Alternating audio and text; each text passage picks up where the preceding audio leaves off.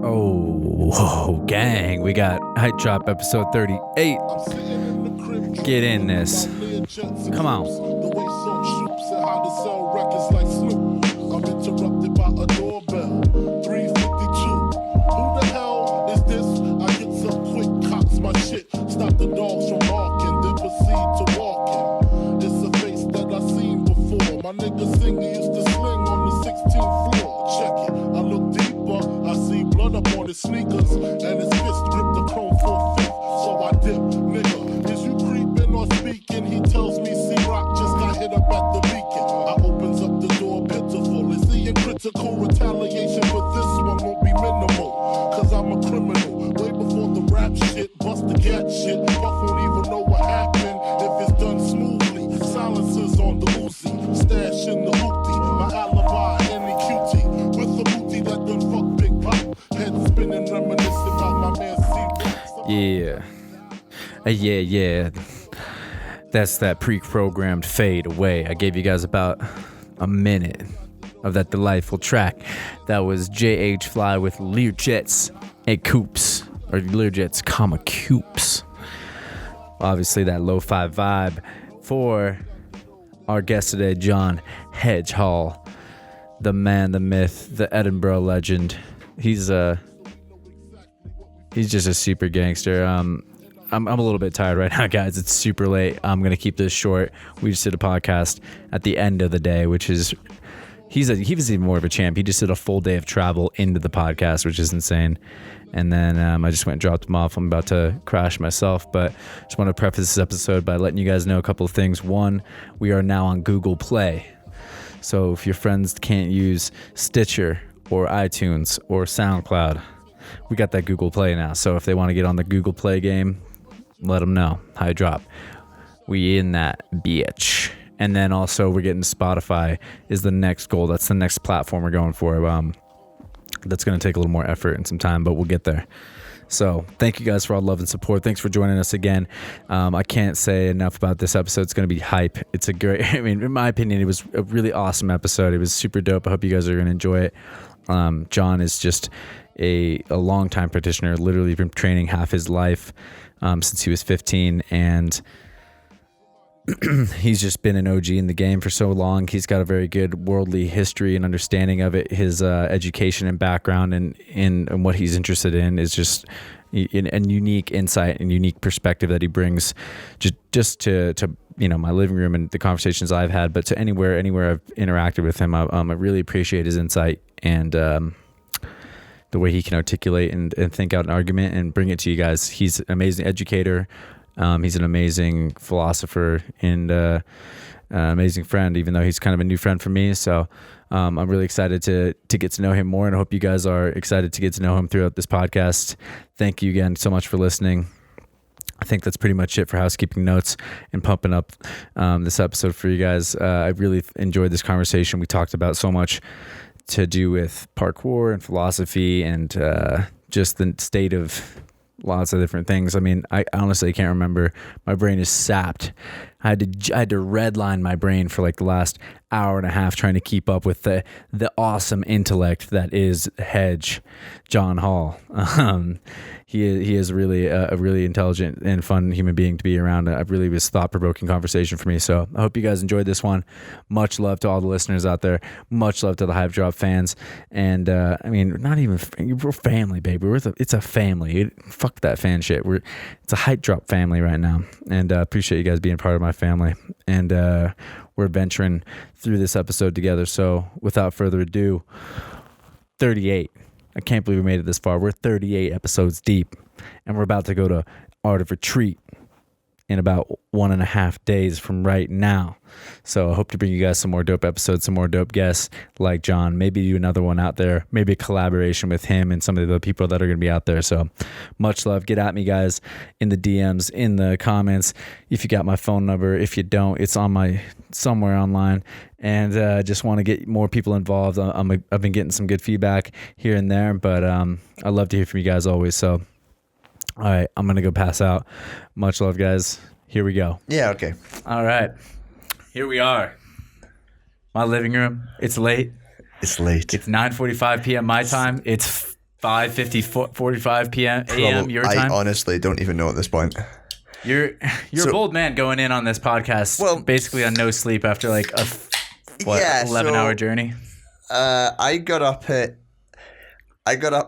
up about 24 hours ago after not having had a very good night's sleep in a cramped bed in London, squeezed between rail tracks and a loud road. And then got on an airplane, which was 9 hours. Got here, drove around a little bit, went training in a lovely Apex gym. Shout out Louisville. Pushed Amos over a lot. Thoroughly pushed him over on a literally just in walked a up to him number and of shoved dimensions. him over, and he just kept going again, harder. He does that. I think that's his favorite phrase. He'd do well in a BDSM dungeon. No comment. We're gonna get him on the podcast one day. He'll have time to address that comment maybe himself. But thank you for joining me. No problem. And being so bold. I'm stoked to have you here. This is sick. We met last year at last year's Art of Retreat, and then of course we're days away now from going this year. Yeah. Where we bonded over our shared love of very gay D&D characters. Yeah, I forget my character's name. Something with dick in it, though. I'm certain of it. Yeah, it's too long ago. Your character hit on all the other characters and then tried to steal things from them and then died. I also tried to murder everybody. Don't forget that. Yeah, and after I died, I was resurrected. You were. And I murdered 2 or 3 people and then died again. That sounds about right.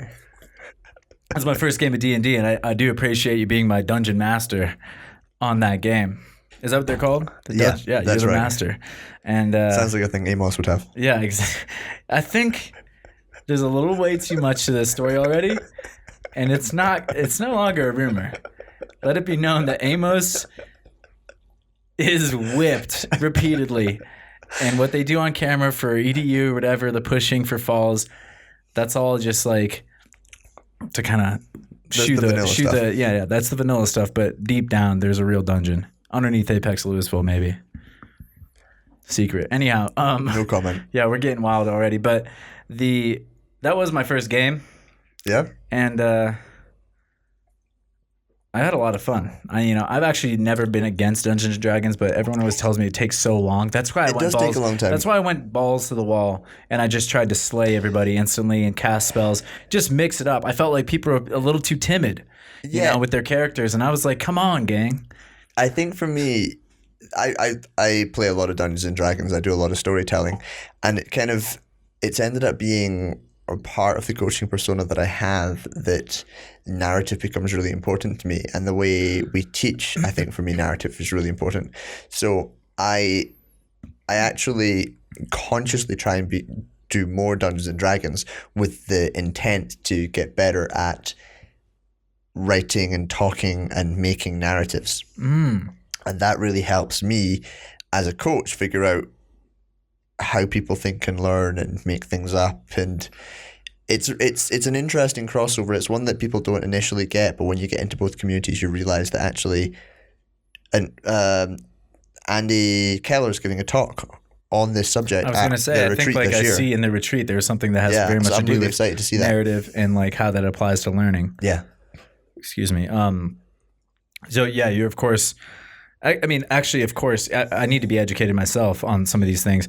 I know that you are at least the acting founder in ways of Access Parkour, or one of the head owners, coaches. Like, what? Explain to me exactly what Access Parkour is, your involvement, and what else you're about.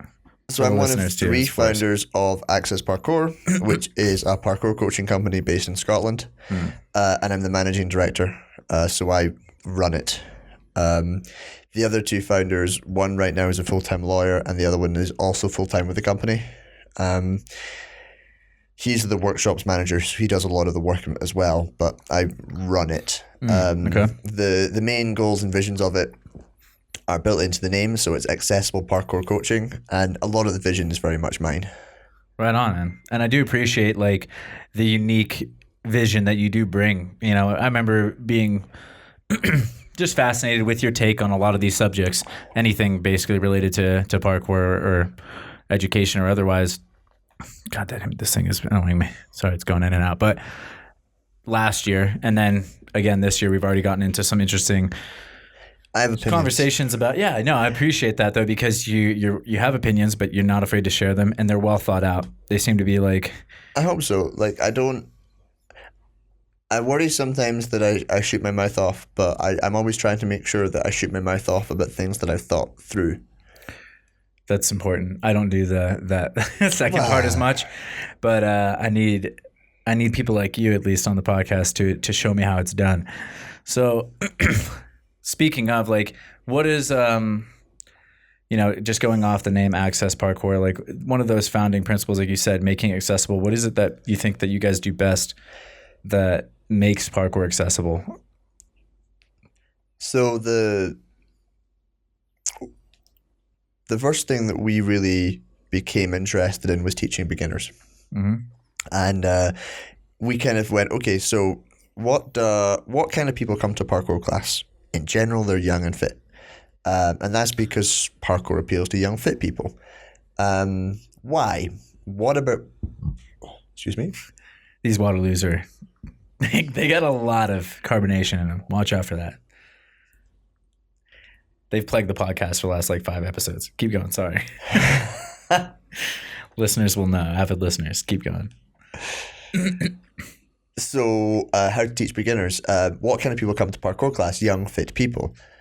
So why? What is it about parkour that means that other people don't come to parkour? And so we began sort of trying to figure out why. The first thing we did was we removed all of the dynamic elements from a parkour class. And what was left was mobility, strengthening, and stability. What was left was squats, hanging, balance, lots and lots of crawling, an awful lot of movements which were very, very healthy. And we sort of bundled that together. We put a whole lot more mobility in than most parkour athletes do, and we called it the back in the game class.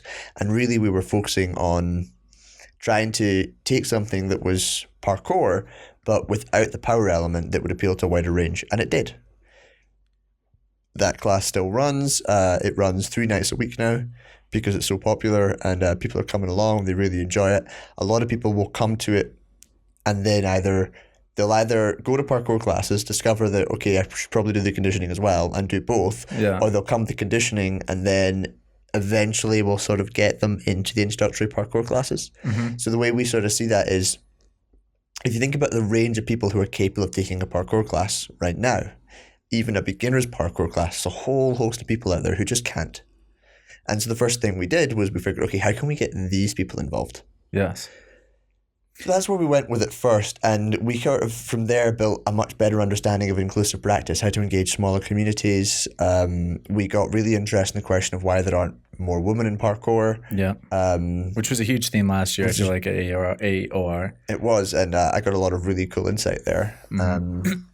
And what the most fascinating thing I think that came out of AOR last year was that when you ask men what the most important part about getting more women to parkour is, they say strong female leadership.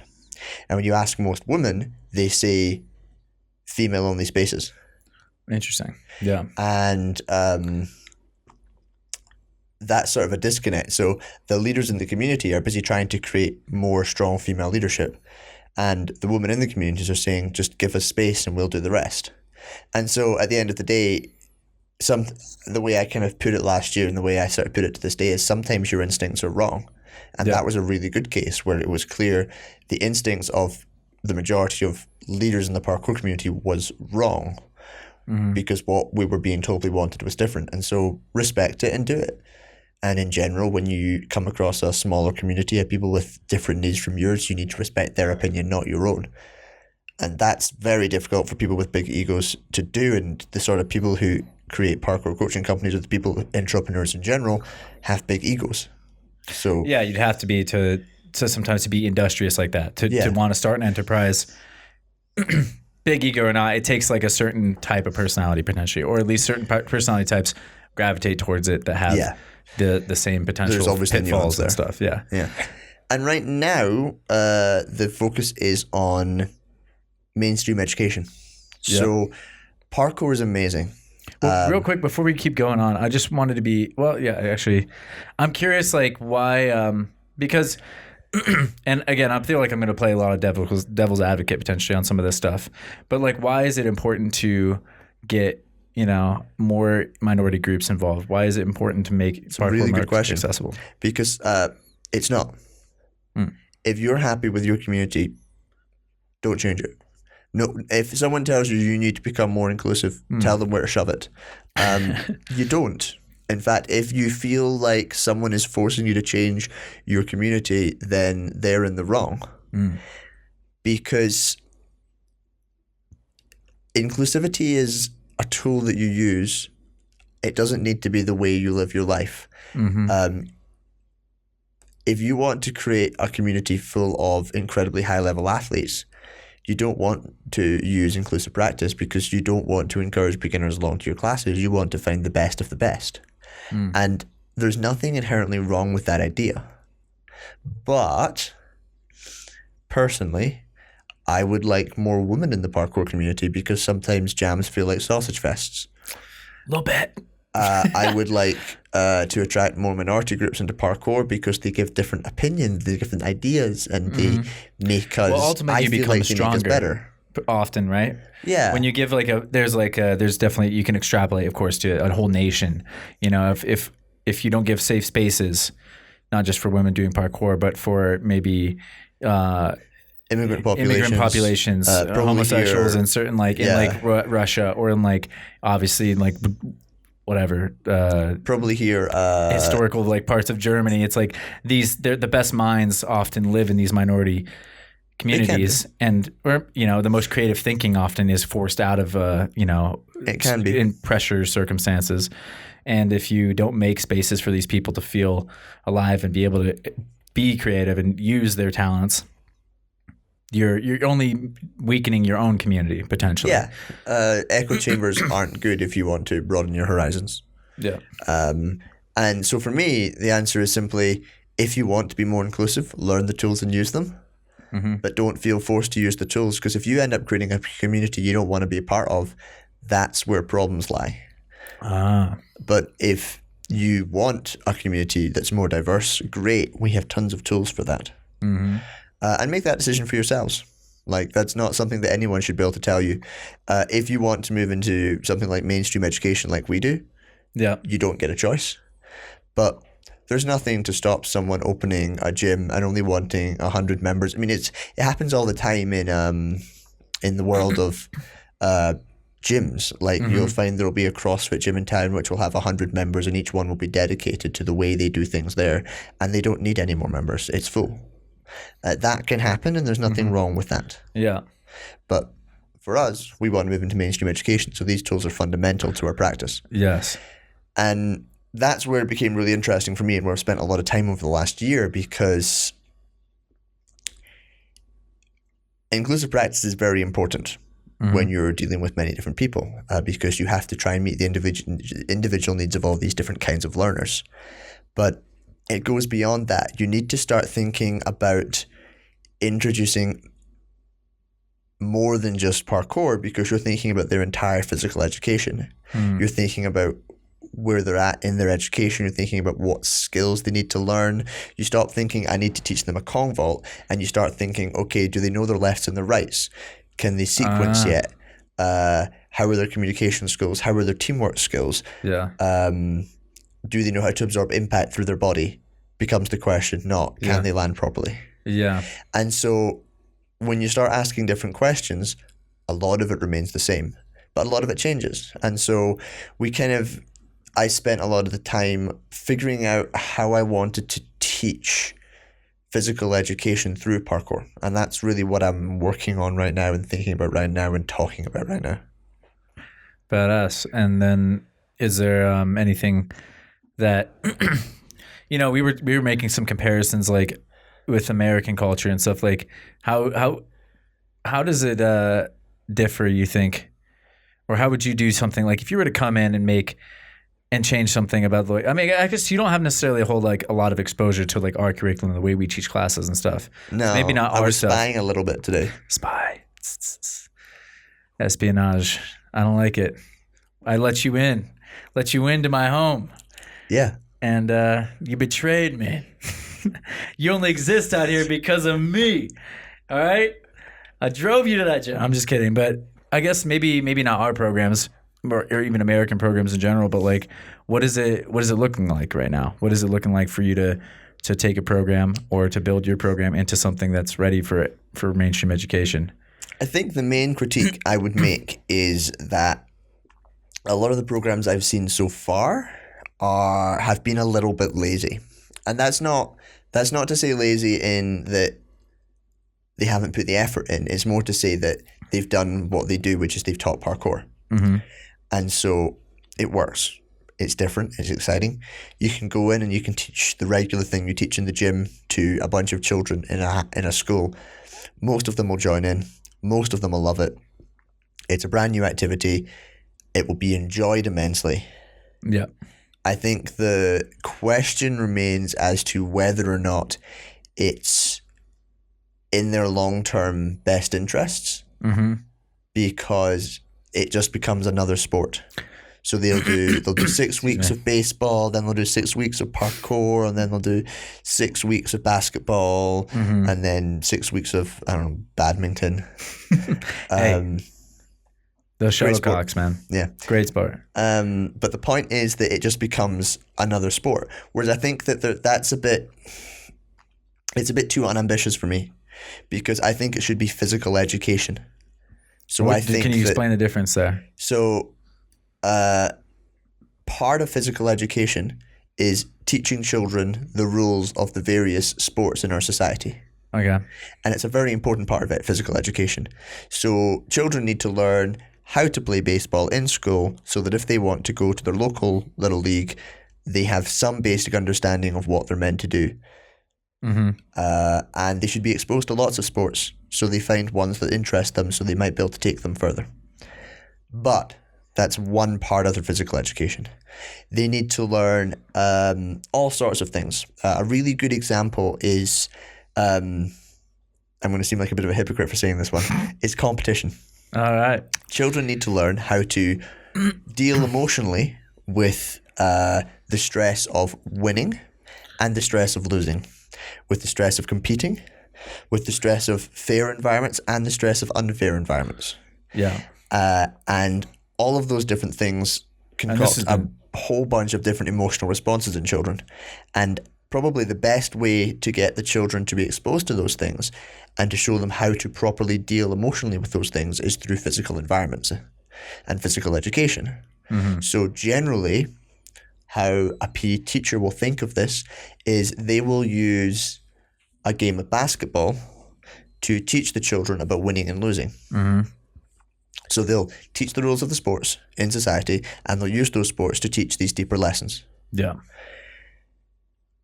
And that works really well and is the idea. But one of the things that's happening in society right now is we're seeing a much more sedentary population. Children are often coming to school without some basic fundamental concepts. They're often very overweight. I was going to say. They're often glued to their phones.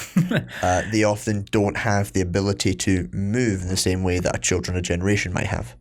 Then it's an opportunity thing, you think, as well. Just I mean, or is it just? There's loads of reasons why.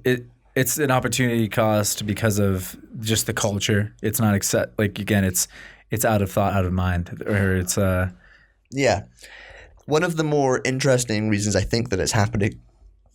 One of the more interesting reasons I think that it's happening is because we are sportifying and commodifying our lives, and we're getting rid of boredom. Ah, okay. And so, when I was young, which wasn't that long ago, you look young. You're crushing it, man. As far as I know, you're 5 years younger than me. I have no idea how young you are, actually. No clue. Let's keep it that way, because then I'm going to have to reveal my age. There we go. Actually, everybody let's knows. just stay silent on that one. Yeah, let's just say we're both old enough. All right?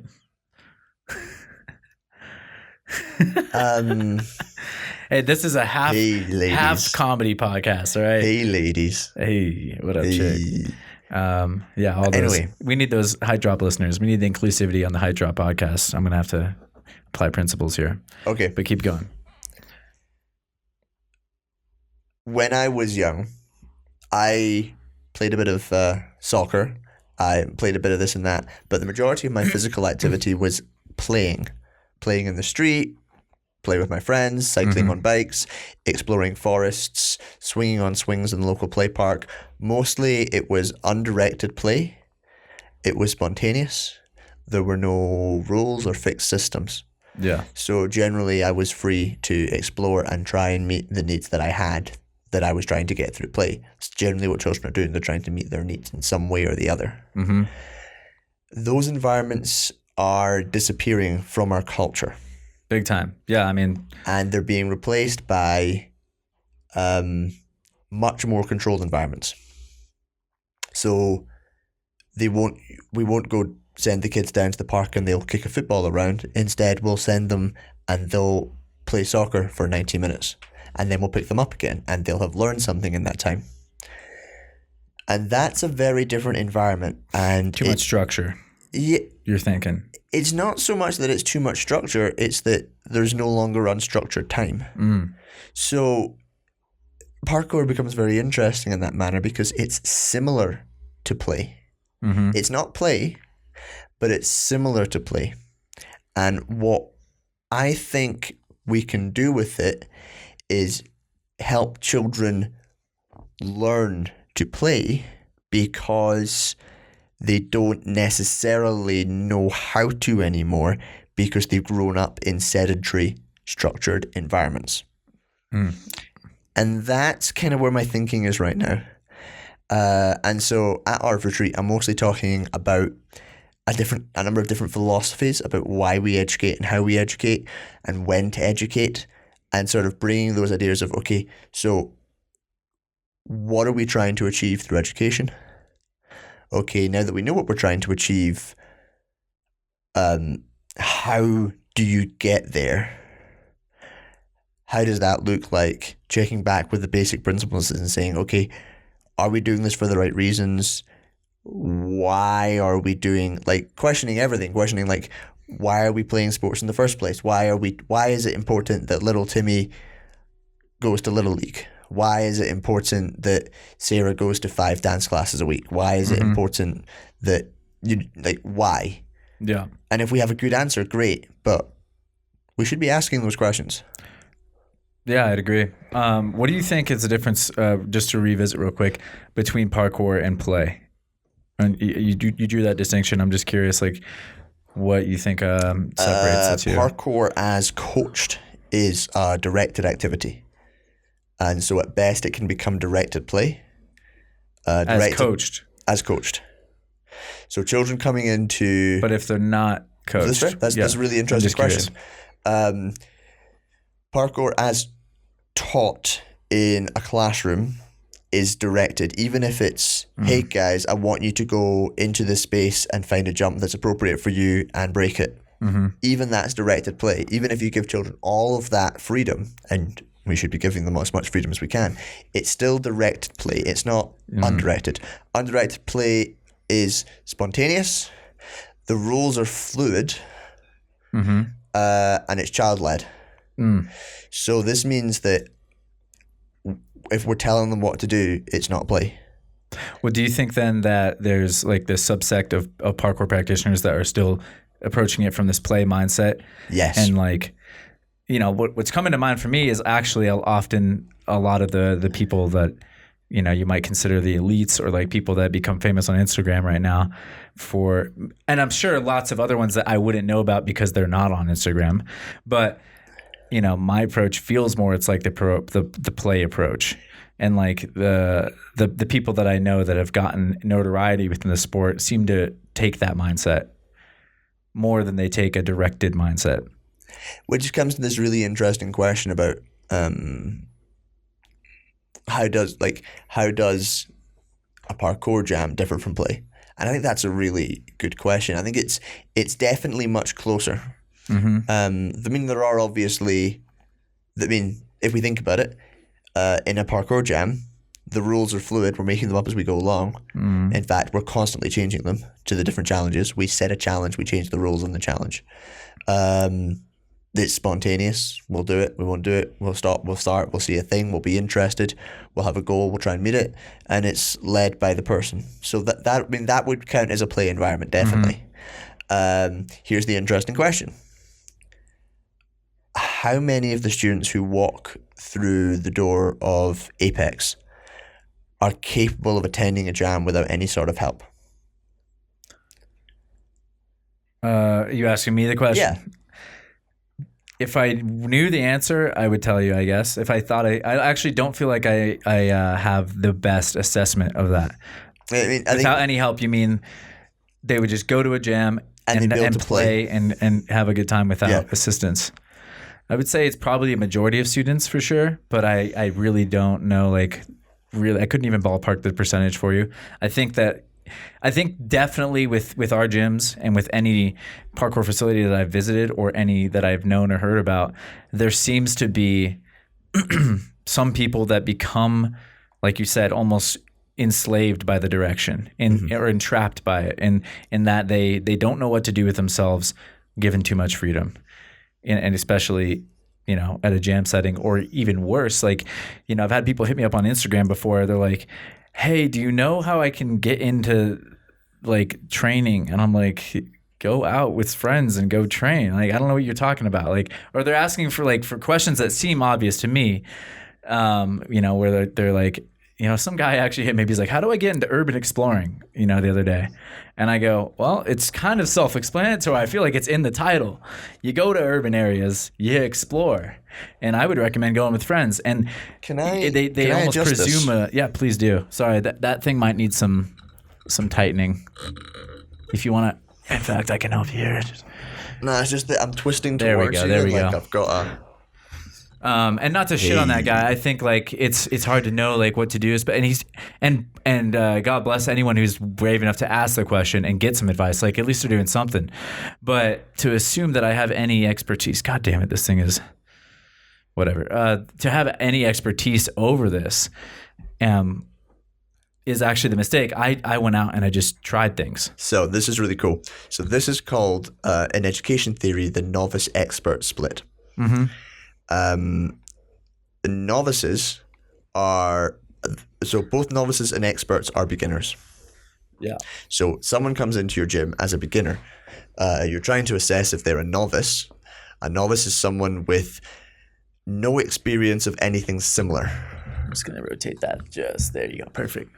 So a novice is someone with no experience of anything similar. So they've never tried anything like parkour. Yeah. They've nothing to really scaffold it to. They're sort of the people who come to your class and they don't know the rules of how to behave in a physical environment, or they don't know how to move their body, or they can't copy what you're doing. And an expert is someone with something to scaffold this experience onto. They've been to some other sporting class. They've got some martial arts background or dancing background, or something which allows them to at least get what's going on, if not to know what's going on. Yeah. So they might have never seen a Kong before, but maybe they've done a jump through in yoga. So the physical muscles involved are familiar to them. Sure. So this novice expert split, it is actually very difficult for teachers. Yeah. Because teachers are experts. Because they have so much experience doing what they do. So they can't necessarily think like a novice. And it's actually really hard to deprogram yourself. Big time. And on top of that, what makes it worse is that a lot of the people who are teachers now got into parkour when it was all jam-led. And in the absence of structured training environments, the people who continue parkour are going to be the experts. Yeah. So pretty much everyone you meet who started parkour has some background in something that allowed them to get the hang of it or get parkour really fast. For me, it was athletics. I was a long jumper and a sprinter. Okay. So jumping and doing fast movements made perfect sense to me. I know a lot of guys who got into it from martial arts. Me too. I know some guys who got into it from circus. Yep. It pulled people from different places, but most of the people who are now high-level coaches started parkour as experts and never went through a novice stage. And it's evident when they did go through that stage because they obviously make for better coaches, I feel like. And not just better coaches, but better experts, better just people, like more complete like trainers, I'd say. It's potentially true. Like I'm not always, convinced. I wouldn't agree with that statement. Yeah. Although I can see how it makes sense. But I think that I think that anyone who's been through a novice process in anything has the potential to understand the concept. That makes sense. So it doesn't you don't have to. Yeah, it didn't have to be with parkour. Yeah. And of course we've all been through a novice process. If you go far enough back, we all had to learn to read and write. Speak for yourself, bro. I'm illiterate and I don't read. Or see, that's a and I can't speak. Huh? Innumerate. Yeah. Oh, nice word. Thank you. I'm gonna remember that one. Or you would if you weren't illiterate. If I wasn't literate, yeah. Yeah, no, and I don't know what you know about me, but I'm not known for my coaching abilities, so this would make sense that I don't understand all these things. I'm known less for that than for, my maybe athletic challenges and things or who knows, maybe hopefully this podcast one day, but I just I've always enjoyed being able to relay information and help someone get things and learn, but it's never necessarily felt like my forte or my passion of choice to help people at least explicitly learn. I like to learn through experience. Like I learn just by having a conversation from you, and I think that's like the way I like to learn more than I like to sit in a classroom environment even. But that's just a personal preference potentially. It's always a bit sad for me realizing that people don't I don't know very many people who liked classroom environments. Yeah. Which feels sort of silly because it's can't we do better? And the worst one is I rarely meet people who liked PE. And this always throws me because it feels like a no-brainer to me that PE would be the best subject in school. That was always my favorite class. I don't know. I wasn't one of these guys, but... you find a lot of people who hated PE. And you find a lot of physically capable people who are high up in sport who didn't like PE. Really? And that always sort of throws me because a lot of PE should be doing physical things, and young children should like doing physical things and shouldn't like being tied to desks. So how are we failing to be good at PE? You would know way more about that subject than I do. I think there's definitely been a collapse in at least the local area for, my mom was a teacher for most of my young and adolescent life. And she had told me that, the peak of education in Jefferson County where I grew up was basically right when I got out of the game, it just crumbled behind me. I had some of the better teachers and I grew up in a good era, luckily, where people actually gave a shit, it seemed like.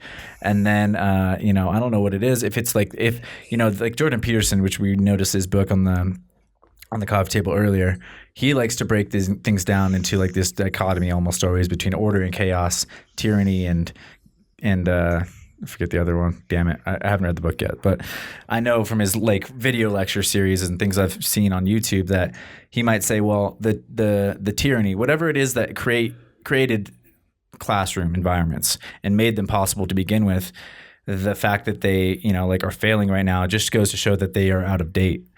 And they're just due for an update. They're wildly overdue potentially for an update. Probably paraphrasing Hegel. Yeah. Who knows? You do, maybe. So that's this idea that there's always an action and a reaction. History is just full of actions and reactions. So there's one ruling class is overthrown by the next ruling class. So there's a response and then there's a shift back. So generally you'll find that what will happen is there's an overcorrection every time. So America's got a great example in its political system. Oh, the Democrats screwed up. Oh, let's all vote Republican. Or we've gone too far Republican. Or we need to go. And then, let's vote Democrat. And then sort of swinging backwards and forwards. Yes. That's sort of how Hegel sees a lot of history. Yeah. And I think, at least with Peterson's theory, it breaks down a little bit, maybe more specifically into this idea that the people that set up the ruling class, the preceding ruling class, they set things up. The only way that these things can exist, the classroom doesn't exist without creating like some kind of rules, structure, things that like ultimately are rigid. But because life isn't rigid, because life is constantly changing, then against like that same structure, it becomes just archaic. It becomes out of date just because of the evolution of everything that's happening, with the culture and human species or whatever. Yeah, I can maybe sum this up for you. So we created classrooms so that we could create workers. Like classrooms were designed in the 19th century to fulfill the need of that society, and that society needed workers with facts in their heads who were able to do basic arithmetic skills so they could go and work in factories and create products, because the 19th century was about making things, and that lasted well into the 20th century. And in the 20th century we got really, really good at making things. In the 21st century we don't make things as much anymore. What's our new paradigm, do you feel like? Or do we not know? It's a good question. A lot of people keep telling me that it's crypto, and I still don't exactly know what that is. But right now, it's entrepreneurial, it's invention, it's new ideas, it's new ways. I think that one of the next places we're going is probably something to do with biohacking and making ourselves feel differently. I think we're all seeking experiences now because stuff doesn't actually do anything for you. Yeah. What that's going to look like, I mean, we're seeing a huge rise in people's interest in meditation. Yeah. We're seeing a overhaul of the way we view psychoactive substances. We were talking about this earlier. Yeah. Big time. We're not saying that these things are necessarily were thought of as bad and now they're good. We still think and should hopefully know that these things are very dangerous, but that doesn't necessarily mean the same thing as bad. Just like with any technology, it's always been double-edged sword. Yeah, and I think generally, if I'm right, and hopefully the way I'm definitely going is we're looking for better experiences. We're looking to understand why owning things doesn't fulfill us, why most people are sad, and why society doesn't seem to be getting better, even though I just got a new iPhone 7. Well, consider this for, just conjecture here, or I don't even know if I'm using that word right because I need help with my vocabulary. But what I'm thinking is, instead of this factory type, this drone approach to classroom environments and what the society needed, now what we need and what we need to maybe not need for society but to celebrate is like the nuance, again, like I was talking about earlier, the nuance of each individual. It seems to be like maybe the next era. I don't know what you think about that. And like it, instead of trying absolutely fantastic to because measure, this leads on to a really good point. Well, awesome. Yeah. Instead of trying to measure, everyone by the same yardstick, we're trying to make a yardstick for each person or something. Yeah. So you're looking at creating, that was the correct use of conjecture, by the way. Well done. That's turning into teacher mode, isn't it? Yeah. It's very good. I think that what you're saying has merit. Yeah. And is right in that that's what we're looking to do. The problem comes in the implementation, because the implementation's a little bit messier than you might think. Oh, because I think it's messy. We want children to grow up to be critical and able to analyze things and to come to new conclusions and to be creative and to be problem solvers. These are all high level skills. And if we try and teach children to be creative problem solvers who are self-actualized critical human beings, we get a bit confused because you can't teach those things, or at least we don't really know how. What we do know is that if you teach something by rote and you change aspects of it, so if you want to teach addition, you teach 1 + 1 is 2, 1 + 2 is 3, 1 + 4 is 5. So you show them the pattern, you explain the pattern to them, you make them do the pattern, and you repeatedly change it so the pattern never changes and they always understand it. And then you add in subtraction and you show them how to do it. And if you show them explicitly at every stage, they learn. Yeah. And as they get more familiar with the material, they get better understanding the nuance. But the nuance can't be understood without the basic understanding, which is really upsetting to most teachers because it means that you've got to teach them how to do something before you teach them why they need to do it. Yeah. And almost every single expert, as defined by what we're talking about, will prefer the why, because if you remember the why, you don't necessarily need to know the how. And I remember that being very frustrating vividly as a young person, actually. Yeah. Like thinking, what the fuck is this for, though? You know, that's what feels meaningless in the classroom. Yeah, but and that's bad classroom management. Yeah, I mean, well, and that was my good teachers, by the way. Shout out Jeffco's Chinese schools. But I mean, they're all listening. They're all listening. They've been following you the whole time. Big fans. Big fans. Yeah, no, the thing is, a lot of that feels quite frustrating. But if done well, can be engaging. Like, I sort of always, I'm a firm believer that pretty much all classes should start with a short period of explicit instruction. And I say a short period of explicit instruction because I believe that it can take less than 5 minutes to do well, but it can completely change the rest of your class if done well. So if I want them to do jumps, I start by teaching them how to land every time, even experts. I tell them the cues I want them to work on. I tell them what I want them to think about.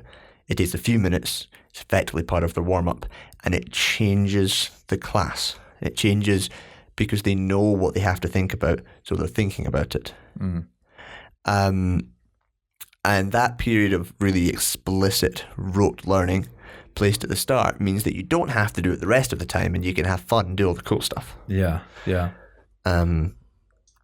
But it's just that sort of, here's the bad news about wanting to create self-actualized, problem-solving, critical human Creative beings. thinkers, yeah. A whole lot of the process involves all those things that we despise, like rote learning. Yep. Yeah, it's the wax on, wax off approach, you know? The Karate Kid, I guess, whatever. Just like doing a bunch of ridiculous little motions, not understanding the real need or plan for them, and then actually needing them for this like jazz ability to do martial arts or whatever. Who knows? The wax on, wax off approach is almost right. It's like it's a very long period of explicit instruction. Yeah, that's like that. Maybe that's not the best example. In fact, I have not seen a Karate Kid actually ever. Maybe I just know that that one scene because it's so goddamn popular. So if you were to show him how to wax on, wax off, and then make him wax 45 cars. Yeah, or every single brass item in a museum. Then we're talking. Okay. Or if you were to show him how to show a small group of kids how to wax on, wax off, and then give them a whole variety of objects, some of which were easier to use and some of which were harder to use, and tell them that the challenge was to polish one of these objects to get it as bright as possible. Yeah. Now you're talking about something that looks a lot more like education, because you want to allow children to self-differentiate as well when you teach them. You want to allow everyone to self-differentiate when you teach them. That's kind of where you want to go. So if you create a classroom where the first thing they do is they learn something, and the second thing they do is they get to apply it at their own level, then you're creating fun spaces. And then what my brain just thought of, I guess, is just what then happens, like, or is this not the problem that we run into? Is we figure out what we want to teach them rote potentially, right? Yeah. We think we've evaluated, like, what's the value, the question we want answered, the skill we need to develop so that they can have with whatever I'm not sure the phrasing is used, but they can apply it at their own level. Once we think we figure that out, everything changes, and now there's a new thing. Yeah. And then all of a sudden we're back to square one, where we're like, these classrooms aren't working anymore. We don't need factory workers, or we won't need self-actualized creative thinking all of a sudden. Now we'll need God knows what, like we'll do biohacking, and all of a sudden we need no one can even imagine it. We need people who can. Yeah. But I think we need to create the self-actualized effective learners to at least get there so that they can tell us what they need. Yeah. And that comes back to inclusive practice, which is to understand your gut feeling might be wrong. Yeah. Which sucks. Yeah. Well, and I wasn't saying let's give up because of that. I'm just saying. No. I think that's like probably where we get, right? We can only do our best.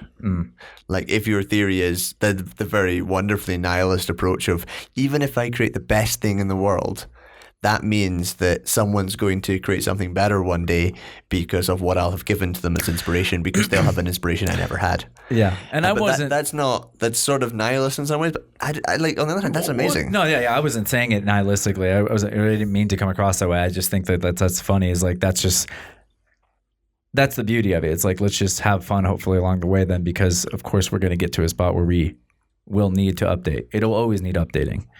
We can always go further. One can only hope, at least.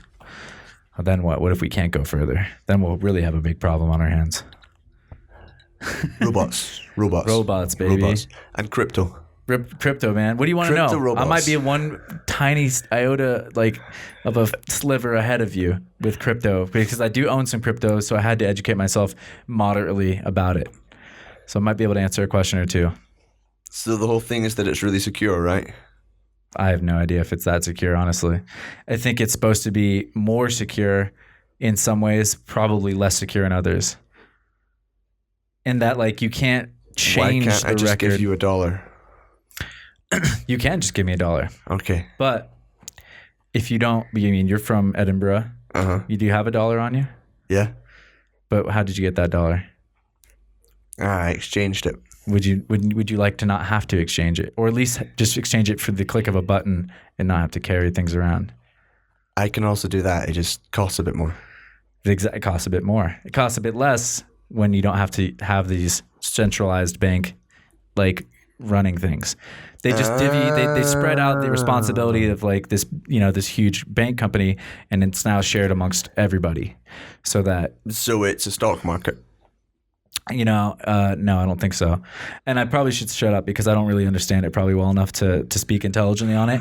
But as far as I can understand, it's just decentralization is kind of the main value that's being offered by cryptocurrency. So decentralization would mean that the price of it is controlled by how much individuals are willing to buy or sell, which is, so I compared it to a stock market. Okay. In that you will naturally then develop a boom and bust cycle with regards to its exchange rate, and then. Yeah, and they are working towards I don't understand what these things. I need better education. I need to be liberated through education. But for me, it's I know that they're working on things like proof of stake and things that will alleviate or destroy those kinds of issues that these boom. I mean, perhaps they just never go away, because even any currencies we can come up with are subject to wild fluctuations, right? And to a certain extent, you want that. One of the important parts about the economy is you want it to be in constant flux. Yeah, it's an important part of a healthy economy. So, I think mainly it's just that I think ultimately what the crypto is doing is the same thing that the internet had done. Is just it's trying to take power and roadblocks and bottlenecks out of the system and give more access to individuals. And I think that's really the big value add that you can get from these technologies is what they try to do, and I think why people are excited about them, is that they potentially offer more people the opportunity to do things with fewer barriers. Yeah, it has odd implications for ideas like agency theory. Do tell. I don't know what agency theory is, but I'd love to dive on in. So, within a business context, we don't trust the person that runs a business. Mm-hmm. They are merely an agent of the stakeholders of the business, or rather the shareholders of a business. They should be the agent of the stakeholders. They are often simply the agent of the shareholders. The corporation. Yeah, so the stakeholders being everyone who has a stake in the business success, Yeah. the shareholders being the ones who own the shares. Stakeholders would also include workers and people involved in the company, people who create or work with the company who have an interest in that company being successful. Yeah. The idea is that the shareholders hold the power to fire the CEO. And the CEO is not trusted to make best decisions. The CEO's job is to do what the shareholders tell him to do. The shareholders tell him to get ROI, return on investment. Yep. So his main job is to funnel money to the shareholders. Yeah. So he'll do whatever it takes to make the company successful for that reason. Mm-hmm. The flip side of that is that in general, one of the reasons why we elect politicians in a representative democracy rather than having direct democracy is that the majority of the population cannot be educated on the majority of matters the majority of the time. Yeah. So I don't really know much about town planning other than that I think there should be more opportunities for play. Therefore, I should not be allowed to vote on a town planning bill in my area unless I go and study for it. Mm-hmm. Luckily, I elected a councilman whose job it is to know about town planning on my behalf and to make the best decision. Yeah. And then I also elected an MP whose job is to be well informed about politics across the world. And so when he gets asked to vote on this or that issue, he makes up his mind because it's his job to know, not mine. And I trust him to do that job. Mm-hmm. What you often see and what you're seeing now with the internet and the sheer volume of information is a breakdown in trust in those systems. Yeah. So we don't necessarily trust our politicians to act in our best interests, even those within our own parties. Yeah. And so we constantly survey them. And if they do something that we can be outraged about, we turn on them. But actually, we shouldn't be doing that. We should be trusting them. We have to trust them. Because otherwise the system doesn't work. Because there's no way for us, like Britain leaving the EU is a really, really good example of this. Mm-hmm. There was a vote given to the population for leaving the European Union. Yeah. And the fact of the matter is, the European Union and its relationship with the UK is incredibly complicated. Yeah. Like mind-numbingly so. There are so many things interlinked. There are laws, there are borders. Like the whole thing is a clusterfuck. Like it's so difficult to understand. It looks like leaving the EU was a really, really bad decision for the UK. Like on in terms of what we gain versus what we're losing. Yeah. That being said, there was no way for the general population to actually know. Because it wasn't our job to know. It's my job to be a really good teacher of parkour, not to be, well read on thousands upon thousands of documents. Yeah. Even MPs aren't meant to know everything. They trust the committees. Mm-hmm. Like, we're not meant to know everything. We're not designed to know everything. So we have to trust our elected officials to know more than us and to make decisions. And we have to trust those decisions. And that trust doesn't exist anymore. So when you see things like the internet's a great democratizer, I always kind of have to pause and say, well, yeah, but we have a representative democracy for a reason. There are really good things about the internet, but one of them is not that we're better informed, because we're not. We're worse informed because anyone can put out anything and we can't trust the quality of what we're reading. Do you think that's a symptom that we're dealing with because it's new, because it's fresh, or do you feel like it's something that the more freedom we get on the internet, the worse it could get? Or like, I think it's a truism in that the internet, when we remove trust from the system, we end up in this place. And the flip side is having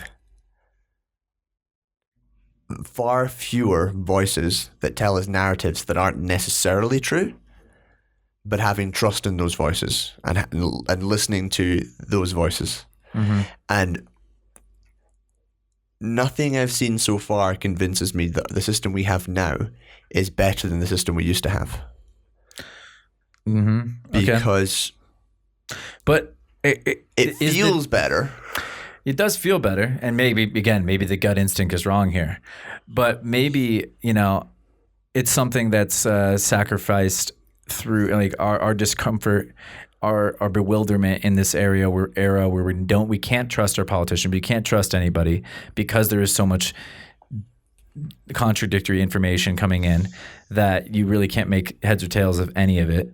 It illuminates the fact that there is just too much bullshit. And maybe that's going to be what helps us get through siphoning out the bullshit. And again, realizing that maybe it helps us realize that, these material goods are, because one of the reasons we're losing trust in these epic figures is the stories, the narratives weren't true, right? Or at least they were made out to sometimes be, Bill Cosby, for Christ's sake.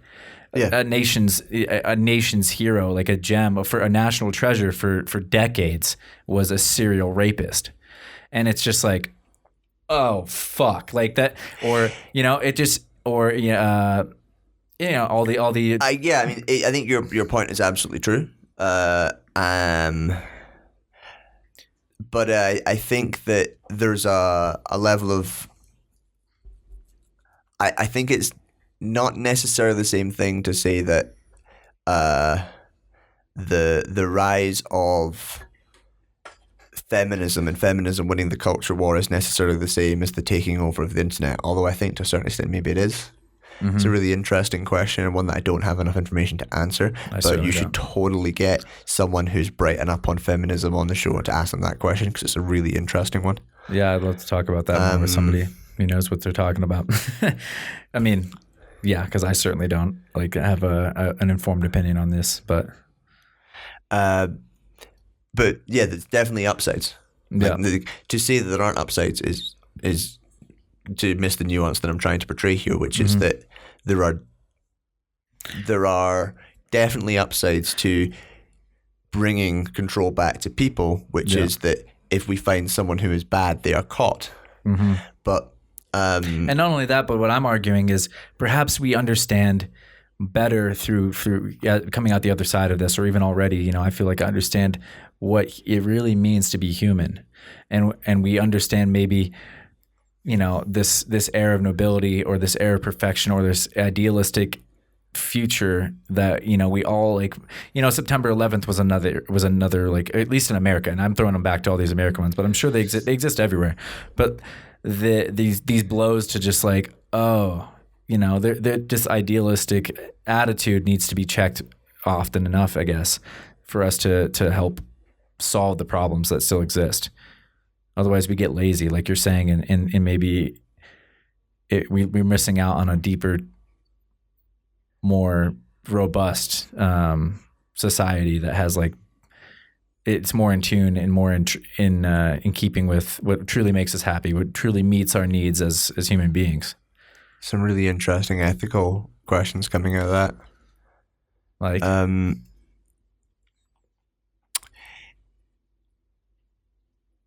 So if you have a system where we uncover the bad behavior of someone in power, and therefore we change the way we behave such that people feel significantly more disconnected from one another and unable to communicate very well in fear of being caught acting or behaving in a different way. Is that good or bad? That might be. I think for me the answer is definitely that we need to make constant moral adjustments, and that what we're seeing right now is really positive. And I know that as a young man I behaved in ways that 10 years later definitely are totally unacceptable. And that I can look back on that and go, aha, great, culture has moved on and we're in a better place. Yeah. And that's really good. Yeah. But the sort of the thread of that question becomes, what is the best way for us to, as a species, interact with one another that leads to the most happiness? And the reactionary behavior of Twitter trolls and doxing and public shaming is definitely not the answer, because I 100% agree. And I think that like part of like what I meant by what I was talking about there is, okay, Bill Cosby, it's a kind of an obvious, you're a bad person. We don't like you. You can't hang out with our society no more. You're never going to be the same to us. But because we went through the Bill Cosbys and we, again, the shaming, it gets out of hand, but until it got out of hand, we didn't know where the line was. And now we can kind of like to that idea that we were talking about earlier, these cultural shifts.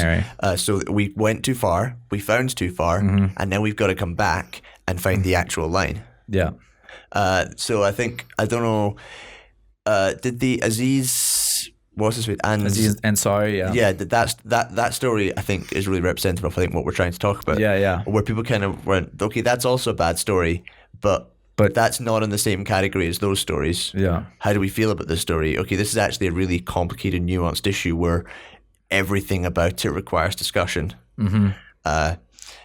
And okay, let's try and find the neutral point. Yeah, I guess. Yeah, and that's all that. Yeah, I mean, that's like it's cool that we're like, all right, well, hopefully now instead of the immense shame, you won't be held to like this impossible standard as a politician or as a celebrity or as Joe You'll Schmo. be held to this standard. This is what we think you have to hold. Yeah, we'll get closer to at least like knowing, all right, this is what's acceptable. If you want to be on the Supreme Court, you can't flash your genitals at women.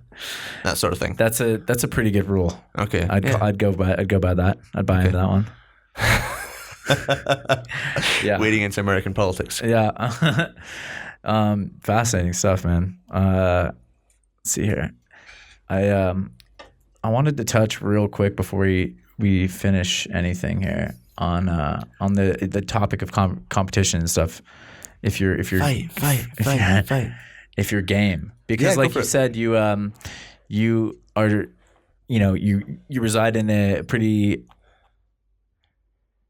outwardly just like not competitive, and I don't know if you're formally against competition in parkour, or if you're more just. I'll let you explain it. Oh yeah. I think you are. Yeah, let me go for it. So I'm formally against competition in parkour. I would say that parkour is a non-competitive sport, and that I don't recognize parkour as being competitive. And one of the things that's a bit confusing for people about that sentence is that I'm not saying that you can't compete and call it parkour. I'm just saying that I'm not going to call it parkour when you compete. Because that's a red line I have to have for what I do. Yeah.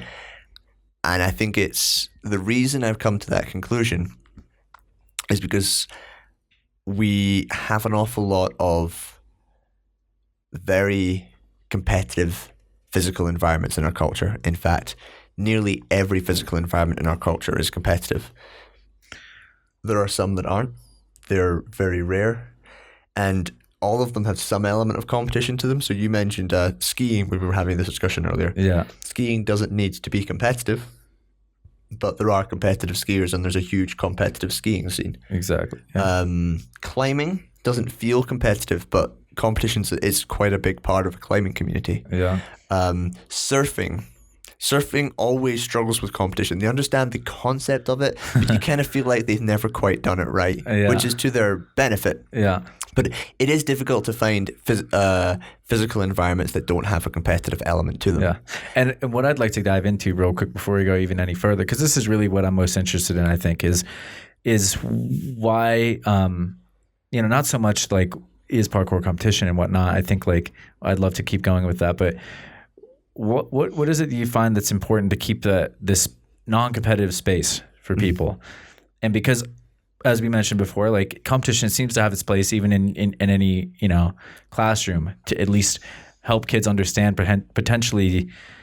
And I'd like to get your take on this too. Like, how does competition, when is it necessary? When do we need to learn? Because it seems like it's a skill, or the ability to have emotions, the stresses of winning, as you called them, the stresses of losing. These are important tools to learn. Definitely. And the idea of not being competitive at all doesn't really make sense. But the idea of having a physical space that's not competitive makes sense. And what I'm kind of pushing back against is this assumption that a physical space has to be competitive. So we always, if I am in a classroom and I'm teaching children, and they try and turn it into competition, I need to be able to pull it back and say, well, no, this isn't a competitive environment. Let's talk about it. What is this sort of environment? Why are we doing this? And if the reason is to win, we see certain behaviors in children. We see them cheat. We see them ignore the rules. We see them try and bend the rules. We see them get really angry if 10 children are competing, only one can win, which means 9 are upset. We see a lot of negativity surrounding it because the point of that space is to win. And if the point is to win, then cheating can't necessarily be wrong because they're trying to beat each other. Whereas if you're in a non-competitive environment and you cheat, it doesn't make sense. Yeah, like it's almost. What are the goals in a non-competitive environment? Well, or is it a play so setting? I think the first part is whatever the coach says it is. Okay. So challenge is parkour's main goal is to challenge oneself. We train to be strong, to become useful, and we challenge ourselves to try and complete challenges. And the way we try and become strong and useful is that we try and complete challenges. And that builds an assumption of success. So what happens is we say, okay, can I do this? And the assumption is, yes, I'll manage. Sometimes the answer is not yet. But if I set myself a challenge and I think I can do it, I assume that I'll get it. Yeah. And that's a really positive mindset for a human being to have and go out into the world. So when we're educating people and we're putting them in physical environments, we want to teach them lessons that will help them in their lives. Building an assumption of success and the ability to challenge yourself and complete challenges and to know you can do that is a huge part of what we're trying to do. And that's something else that needs to be taught. And that's something that isn't taught very easily in competitive environments. Because in competitive environments, someone has to win and someone has to lose. Whereas in a challenging environment, everyone can win. And in society, sometimes we're in competitive environments and sometimes we're not. And it's not that difficult for me, and probably not you either, to think of people who sometimes miss that and think of every environment as competitive. And sometimes you don't need to win. Sometimes everyone can win. Yeah. And is it not fair to argue that if people are exposed to more non-competitive environments, they might not always assume that it's competitive? Yeah, I mean, yeah, that seems fair. Build for win-win is a huge part of conflict resolution. And if you always think in terms of a dichotomy of win-lose, you're trying to beat the other person. And sometimes that means making them lose, even if it's at the cost of your success. And then suddenly you're building for lose-lose, but you still win. So that's an example. I think it's a reasonably extreme example, and I realize there's holes in that argument. But one of the ways in which you sometimes don't want to have a competitive environment, and you want the non-competitive environment to at least exist. It doesn't need to dominate culture; it just needs to exist. And so for me, parkour is one of those environments. And so as a result, we push heavily back against competition in that space. That's not to say that you can't compete, and you should compete. If you're interested in competing, there's loads and loads of ways to compete out there, and they're all great. And if you love moving, there's loads and loads of ways to move and compete. And we're not saying you can't like go and do Ninja Warriors and World Chase tags, but for me, the answer seems really clear, which is give us this space that we can teach these skills in this manner and leave it non-competitive. Sure. Because it isn't nuanced, it's simple, and simple is better when educating. I feel you big time. Again, if I was going to take it back to skiing, my only question, I guess, would be like, why can't it be a because I think what ultimately it comes down to, what you would push back against is like, well, you're not calling it parkour if it's a competitive sport. But again, like maybe I'm being redundant, hopefully not, from our conversation earlier, but with skiing, it's not known as a competitive sport. When you think of skiing, it's not competitive in my mind. I don't know if it is in yours. So the fact that, we have it, if we called it a parkour competition, or if it has parkour in the title, it seems to be, at least in other domains, it seems not to necessarily rob it of its identity as a non-competitive activity. However, so I guess, yeah, that's my only proposition, I guess, is do you feel like it could ever exist where do you feel like it's too sensitive right now to relinquish that red line? I guess the simple answer is I don't think I get a choice. Like, my point is that I don't get to tell you that you can't host Apex International, Of course, yeah. Like, there's no way for me to stop you in the same sense that there's no way for you to stop me. But would that bother you, I guess, is what I'm asking. If it became that way, if it became like skiing, where there was Olympic skiing, there was competitive skiing, there's X Games, there's like all these other things, and of course, still, when people say the word skiing, they don't think of necessarily any one of these things. They actually probably think of, hopefully, the kind of genuine going up, having a good time, hitting the slopes, whatever, like, and challenging yourself the same way you would in parkour. I think that if you go to a children's ski slope and you talk to the instructors and you talk with the children who are coming to those classes, you will discover performance pathways. You'll discover the instructors being told to identify the children who show natural knack.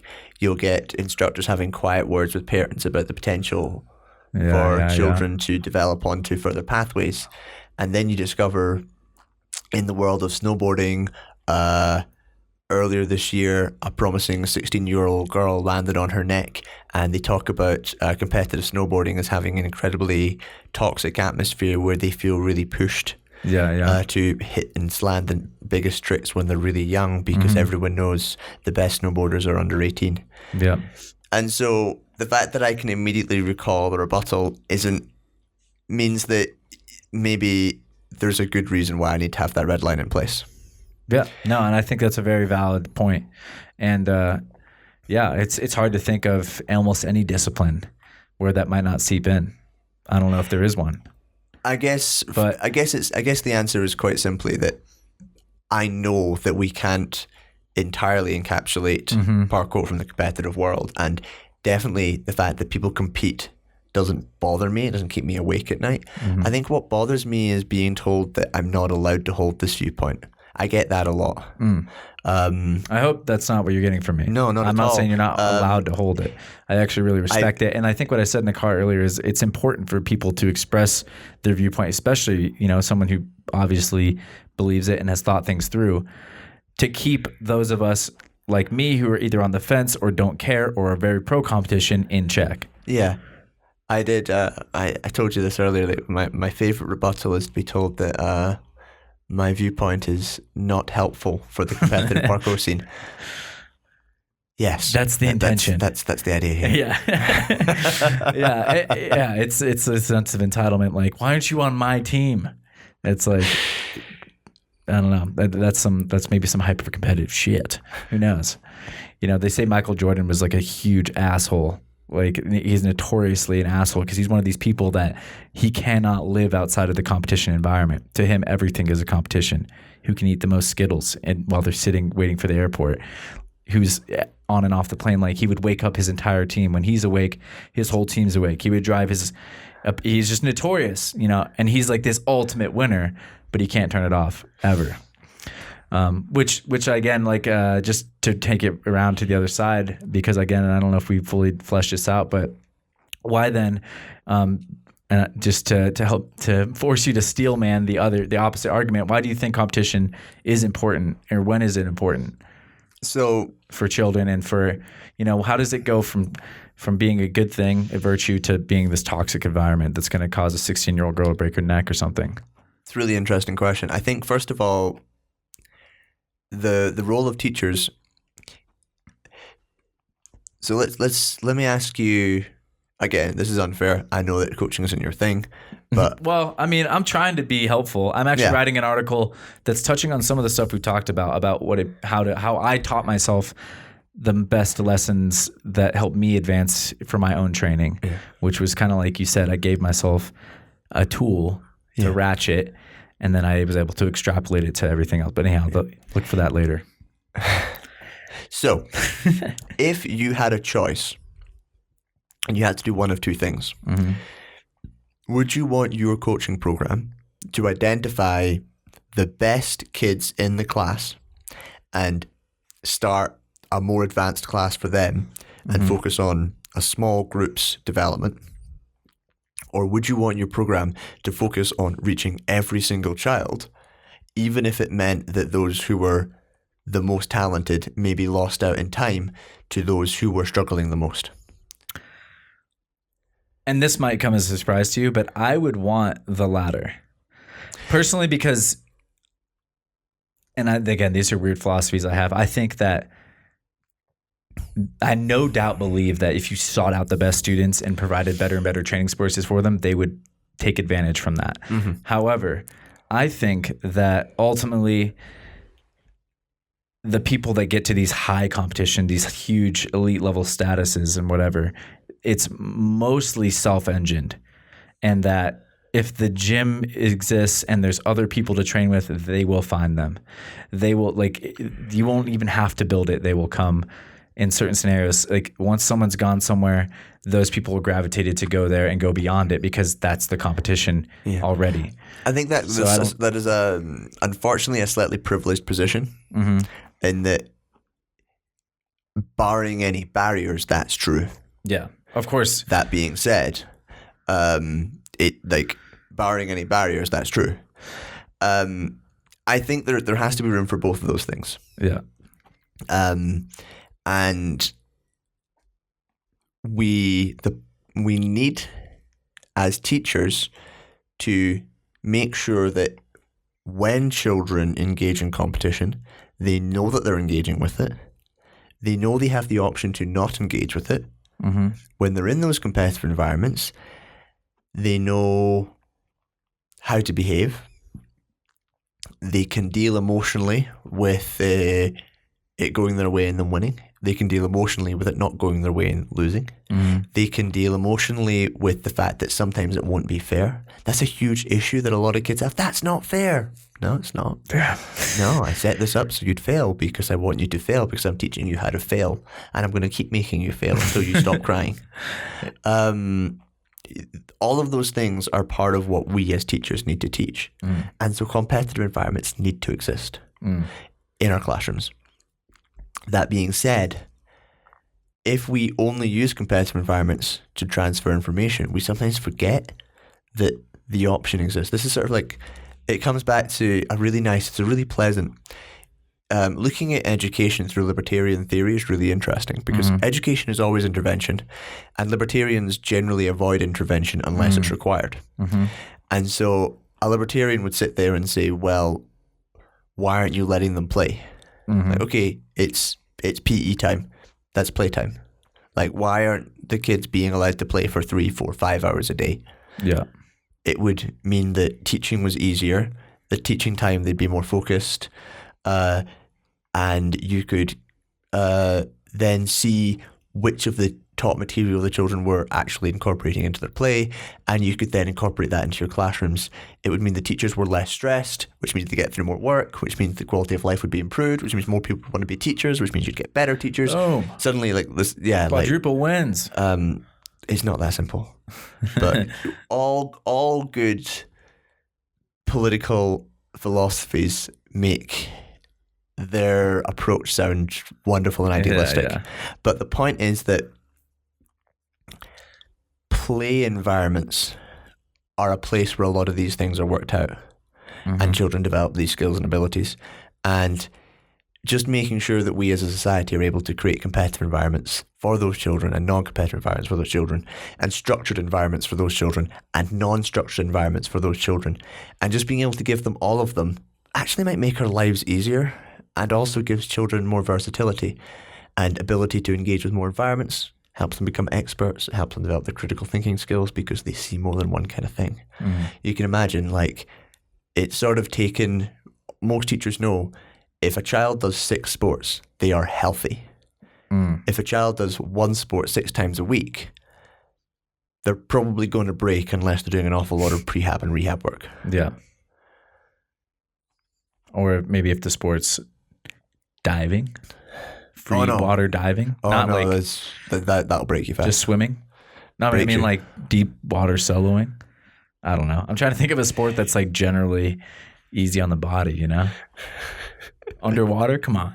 Swimming's a really fascinating one. So swimming is quite gentle on the body, which means they practice for hours and hours a day. And then they just destroy because they push the body to its limit.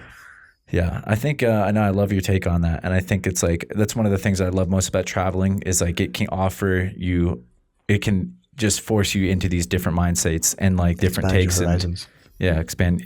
You know, because in America, 100% there is a more dominating competitive culture, definitely, than in other parts of the world, and except for maybe Japan. And look what it's doing to Japan. Japan's culture is so different though. It's so different, but one of the things, and I guess it's not so much competitive. It's like this work ethic. Yeah, it's a different. But, you know, ours is like work hard because it'll make your dreams come true, and also if your dreams didn't come true, you fucked up. Yeah. And like, you know, like, and Japan's more like work hard just cause you're Japanese, and don't fuck your dreams. Don't worry about that. Just work until you're dead. Or at least I haven't been to Japan. I actually heard amazing things, and I can't wait to go one day. But I just know that that's part of the stereotype of the culture. It's definitely part of the culture. And, you know, people are literally working themselves to death over there. Here too. And here too as well, yeah. And like you said, if you don't know how to disengage with that environment, it can destroy it can lead you down the road of depression because, again, if you're buying into the competition and you're not winning, and your whole identity is tied up in that, boom, well, now you feel you are a loser in your own head, in your own mind. Yeah, and you did that to yourself. Yeah. So don't do that, guys. Remember, you can disengage and just, you know, go somewhere else, play. And build an assumption of success within what you're doing and enjoy parkour for play, which is what it is. And if you don't know how to play, you can learn to play. And there are so many ways to play. Play can be physical like parkour. Play can also be told in stories. Play can be collecting. Like, it's a valid form of play to try and visit every parkour gym in America. That's a valid kind of play called collecting play. Yeah. Social play is a thing. Like, there are so many different kinds of play out there, and all of them make you happier in some way. Some people are drawn to one more than others, but they're all really as I'm sure you're aware, creating content, videos, blogs, it's a form of play. Yeah. Like we 100%. do. Yeah. I mean, we want to monetize it, but we Why do you think play. I'm such a jackass on this program all the time? I want to make sure it maintains its playful environment status, you know? Not that anyone would get the wrong idea and think that I know what I'm talking about on this program, but just in case they forget, I remind them thoroughly. Yeah. Whoa. And there you go. Again, a nice sign of the lack of production that goes into this playful podcast. Literally, what the fuck was that? It was in my kitchen. I think that was upstairs. Yeah, I think so too. I think that's a solid note. to end on. Yeah, like appreciate you coming on, man. No you worries. I'd love to have you back on. Maybe we'll even do another one while we're out at the retreat. Who knows? Let's get some more people. Let's get some people who disagree with me. Yeah, let's get a. Yeah, I got another mic. Maybe I'll get another one tomorrow before I head out, so we can get who knows? We'll see. Get a 3 in. 3 in. Yeah, I have. Yeah, man. It was a pleasure talking with you. Open invite, and then I'd love to take this podcast on tour one day. You know, my first goal is to take it to Art of Retreat. This is the first time we're taking it mobile in a minute, and then we're going to take it hopefully to the UK and go up and down. You should do a podcast during which Craig does a podcast. Craig? And you both podcast each other. Who's Craig? Craig Constantine. I'm lost. Pennsylvania does Movers Mindset podcast. He was at last Art of Retreat. I'm Craig? I'm sure I'm putting names to faces is not the easiest of those events, or faces to names rather. But yeah, I'm sure I do know him. And like, sorry, Craig, if you're listening, and and I forgot. He's crying. He's literally. I'm sure he doesn't give off. I'm sure he doesn't know what the fuck HEIGHT Drop is. But yeah, man, maybe we'll do a Dungeons and Dragons podcast. Yes. You know what I'm saying? I wouldn't be mad at that, and I would release it. I mean, that would take some. No, it wouldn't take. It would not take much work. Wouldn't take much work. We got the video. I wrote a one shot recently that would totally work. All right, amazing. All right, so look forward to that. Hopefully, we get that done. Hedge, John Hall, ladies and gentlemen. Thanks for coming on.